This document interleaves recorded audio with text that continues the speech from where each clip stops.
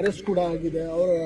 ಅವ್ರನ್ನ SIT ತನಿಖೆಗೆ ಒಳಪಡಿಸಿದೆ ಅಂತ ಇನ್ನು ಅವರಿಗೆ ನೋಟಿಸ್ ಕೂಡ ಇಶ್ಯೂ ಆಗಿದೆ. ಮತ್ತೆ ಸ್ಪೆಕ್ಯುಲೇಷನ್ಸ್ಗಳು ಸರ್, ಇದಕ್ಕೆ ಏನು ಹೇಳಿ ಬಯಸ್ತೀವಿ?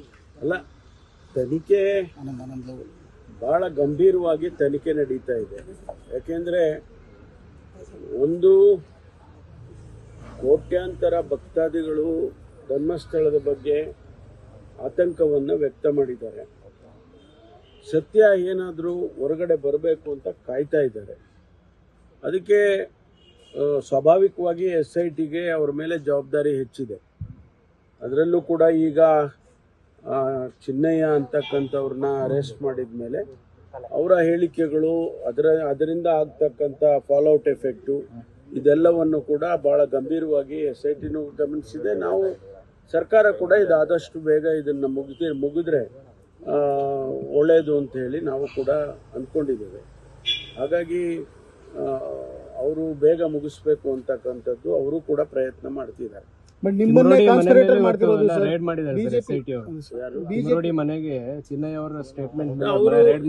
ನಾವು ಪ್ರತಿನಿತ್ಯ ಏನ್ ಮಾಡ್ತಿದ್ದಾರೆ ಅವರು, ಯಾಕೆ ಮಾಡ್ತಿದ್ದಾರೆ ಅವರು ಅಂತ ಹೇಳಿ ನಾವು ಸರ್ಕಾರ ಇದು ಮಾಡೋದಿಲ್ಲ.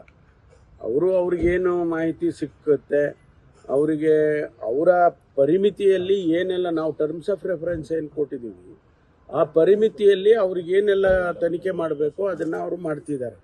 ಅದರಿಂದ ಯಾರನ್ನು ಕರ್ಕೊಂಡು ಬಂದು ತನಿಖೆ ಮಾಡ್ತಾರೆ, ಯಾರ ಮನೆಗೆ ರೈಡ್ ಮಾಡ್ತಾರೆ, ಇದೆಲ್ಲ ನಮಗೆ ಅವ್ರು ನಮ್ಮನ್ನು ಹೇಳಿ ಕೇಳಿ ಏನು ಮಾಡೋದಿಲ್ಲ. ಶೋಭಾ ಕರಂದ್ಲಾಜೆ ಅವರು ಆಧಾರದ ಮೇಲೆ ಹೋಗ್ತಾರೆ, ಇನ್ಫಾರ್ಮೇಶನ್ ಆಧಾರದ ಮೇಲೆ ಹೋಗ್ತಾರೆ.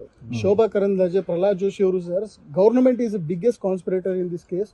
ಅವ್ರ ಅಪಾಲಜಿ ಕೇಳಲೇಬೇಕು ಈ ಕೇಸಲ್ಲಿ. ಮತ್ತೆ NIA ಎನ್ಕ್ವೈರಿಗೆ ಅಲೋ ಮಾಡಬೇಕು ಅಂತ ನಿನ್ನೆ ನಾನು ಸ್ಪಷ್ಟವಾಗಿ ಕ್ಲಾರಿಫೈ ಮಾಡಿದ್ದೀನಿ. NIA ಕೊಡುವ ಅಗತ್ಯ ಇಲ್ಲ ಅಂತೇಳಿ.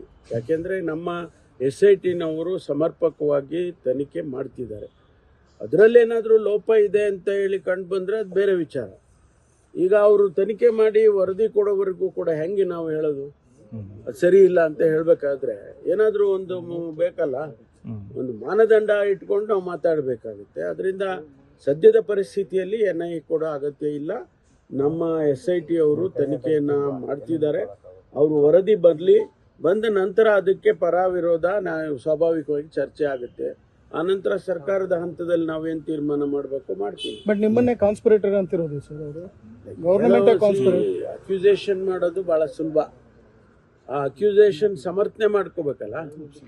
ಯಾವ ಆಧಾರದ ಮೇಲೆ ಸರ್ಕಾರವನ್ನು ತಪ್ಪಿತಸ್ಥರು ಅಂತ ಹೇಳಕ್ಕಾಗುತ್ತೆ? ನಾವು ಎಲ್ಲ ರೀತಿಯ ಕ್ರಮವನ್ನು ತೆಗೆದುಕೊಂಡಿದ್ದೇವೆ. SIT ಕಾನ್ಸ್ಟಿಟ್ಯೂಟ್ ಮಾಡಿರೋದೇ ಕಾನ್ಸ್ಪಿರೆಸಿ ಅಂದರೆ ಇನ್ನು ಅದಕ್ಕಿಂತ ನಾವು ಇನ್ನೇನು ವಿಪರ್ಯಾಸ ಅಂತ ಹೇಳಬೇಕಷ್ಟೇ.